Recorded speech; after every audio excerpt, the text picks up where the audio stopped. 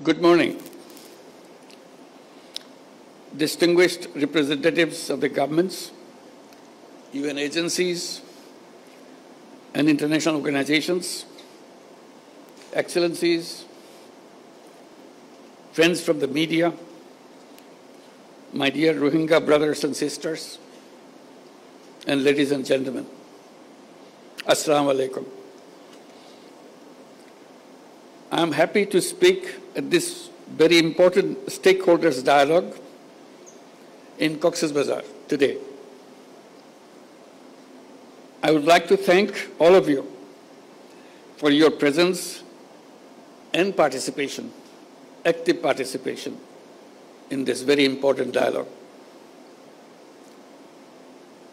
I come here at a very important moment in our political history.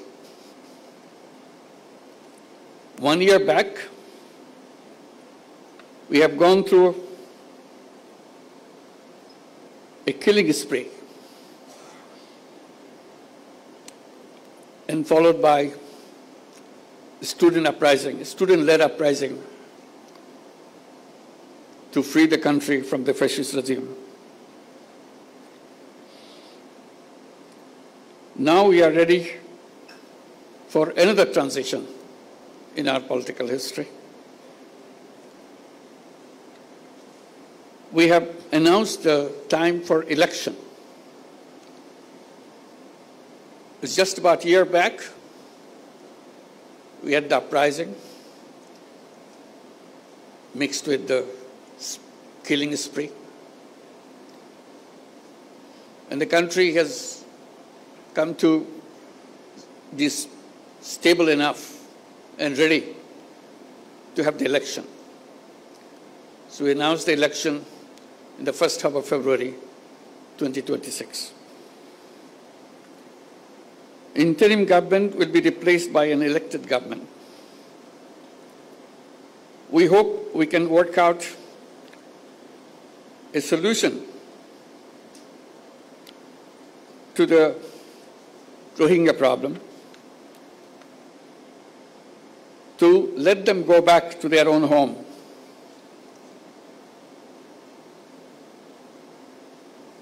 As a part of this transition process that we are going through, it will be complete when we see we have also achieved this goal, to have all our Rohingya guests to return to their own home in their own environment.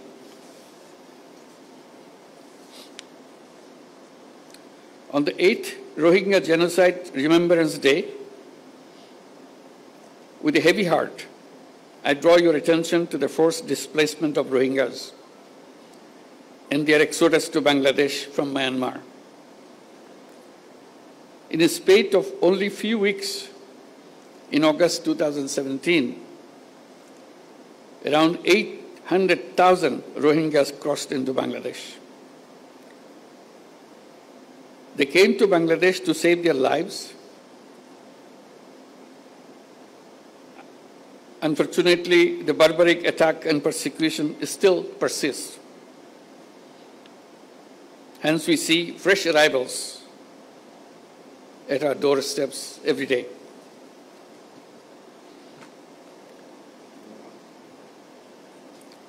On this fateful day, it is our moral responsibility to take the right side of history and stop the armed actors from carrying out their horrible design of ethnic cleansing of the entire Rohingya population. It will be a historic blunder if we wait for seeing the very last Rohingya leaving Rakhine. We cannot let it happen. International commitment is to help the Rohingyas to go back to their own home. When Secretary General came in March here to be with the Rohingyas during the month of fasting, and he himself gone through the fasting for the whole day and meet for iftar breaking of the fast, with nearly 100,000 or 150,000 Rohingyas around him, giving them hope that the world is with them and help them to go back their home and celebrate those festivals like Eid al-Fitr back home rather than here in the camps. We see fearful and shuttered eyes of Rohingya women and men when they appear at our doorsteps with horrific stories. The stories include, among others, systematic persecution, denial of nationality, forced deportation, mass killing, rape, inhuman torture, destruction of their properties in arson, and so on and so on. That is why in 2017, and even before that, Bangladesh opened its border to the Rohingya in a humanitarian gesture to save their lives despite resource and capacity constraints. This manifests our empathy and compassion towards fellow human beings during their gravest humanitarian crisis. We don't afford anymore to stand silent at the protracted situation of the Rohingyas. Hence, we urge upon the international community to undertake collective efforts to stop the Myanmar junta and the Arakan army from unleashing violence against Rohingya. Effective role of the international community is much more needed than ever before. Excellencies and distinguished guests, I acknowledge the continued support, assistance, and solidarity of the donors, our partners, UN agencies, international organizations, and friends across the globe to the Rohingyas sheltered in Bangladesh. We greatly value your compassion and continued partnership for the Rohingyas. Your continued support will remain pivotal and exigent until they return home. Bangladesh now hosts 1.3 million forcibly displaced Rohingyas from Myanmar. That makes Cox's Bazar the largest refugee camp in the world. In addition, around 32,000 new babies are born each year in these camps. On the contrary, only less than 500,000 of them are living in Myanmar. This picture manifests that due to continued persecution, Rohingyas continue to leave Myanmar.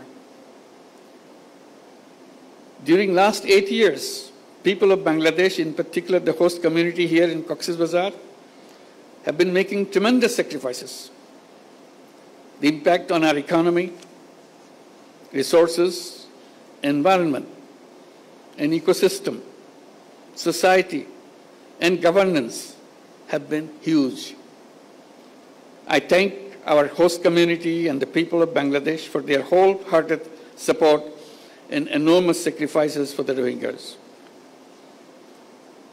We don't foresee any scope whatsoever for further mobilization of resources from our domestic resources, given our own challenges.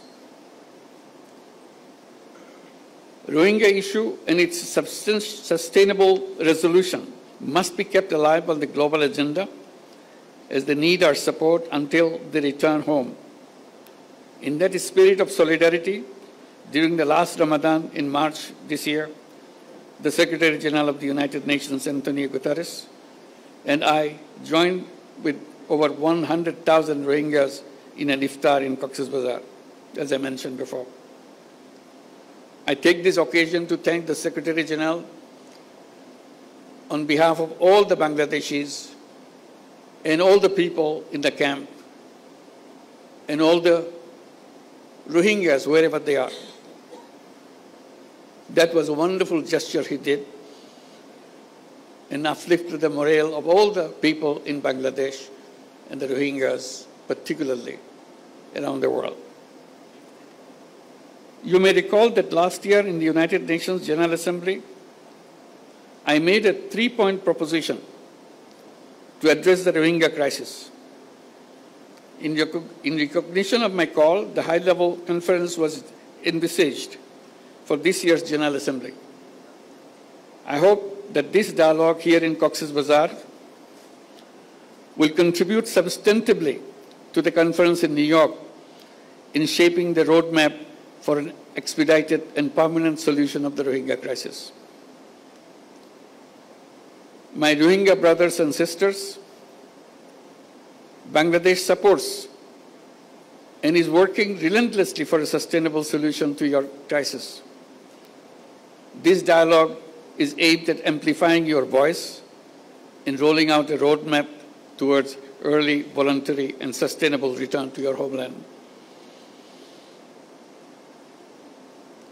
Distinguished participants, it is not only the responsibility of Bangladesh, but also of the international community to share the burden of the Rohingya crisis, to reflect on the possible solutions, and to play an active role in implementing them. In going forward towards these objectives, I propose the following 7 points. First point, umbilical relationship of Rohingyas with their homeland cannot be severed. So their right to return to their own home and homeland has to be secured. Therefore, we urge all parties and partners to work hard for charting a practical roadmap for their speedy, safe, and dignified, voluntary, and sustainable return to their homes in Rakhine as soon as possible. We must not be held hostage to mere rhetoric. The time is for action right now. Second point, undiminished contribution of donors and humanitarian partners is essential to ensure continuity of life-saving programs. We make an appeal to the international donors to enhance their commitments in order to fill out the fund gaps in the Joint Response Plan of 25-26. At the same time, we urge upon the stakeholders to undertake consolidated efforts for adequate and sustainable funding for future as well. Third point, all acts of violence against Rohingya must cease immediately. We urge upon the Myanmar authorities as well as the Arakan army to ensure safety, security, and livelihood of the Rohingyas. They should make sure that no more Rohingyas enter into Bangladesh. At the same time, they must allow internally displaced persons from camps in central and northern Rakhine to return to their homes inside Myanmar as soon as possible. Fourth point, a platform for consultation or dialogue is exigent for commencing communication, reducing tension, ending conflict among the ethnic communities inside Myanmar. We urge upon Myanmar government and de facto authorities in Rakhine to constructively engage in dialogue with the Rohingyas to promote reconciliation among themselves, restore rights of the Rohingyas, and facilitate their speedy repatriation back to their homes. Fifth point, role of the international community, in particular ASEAN and countries in the neighborhood, is indispensable to create conducive environment in Rakhine. We all support all international efforts to this end, including ASEAN's 5-point consensus. We urge upon the international community to be more active in advancing peace, security, and stability in Rakhine and in the neighborhood. We need to address and combat transboundary organized crimes, including human and drug trafficking, smuggling of small arms, and criminal activities that impact peace, security, and stability. Sixth point, regional and international stakeholders must continue to stand resolutely against the heinous crime of ethnic cleansing. Towards that, we urge upon all to calibrate their relationship with Myanmar and Arakan Army and all parties to the conflict in order to promote an early resolution of the protracted crisis. Seventh and the final point, we urge upon the international community to add dynamism to the ongoing international accountability processes at the International Court of Justice, International Criminal Court, and elsewhere. We urge upon them to implement the provisional measures decided by ICJ, ensure justice and accountability, and put an end to the genocide and crimes against humanity. It is timely to reflect on realizing relevant aspects of restorative justice. Dear friends and partners, Rohingya crisis emanated from Myanmar, and the solution also lies in Myanmar. All parties must act to end the crisis with greater resolve without any further delay. Your solidarity with the Rohingyas' voice could be a beacon of hope for them in reversing their marginalization and persecution as the starting point of their return to their homeland. Let us all join our hands and pronounce our determination to contribute to the dignified return of the Rohingyas, ensuring justice and accountability. I thank you all. Assalamu alaikum.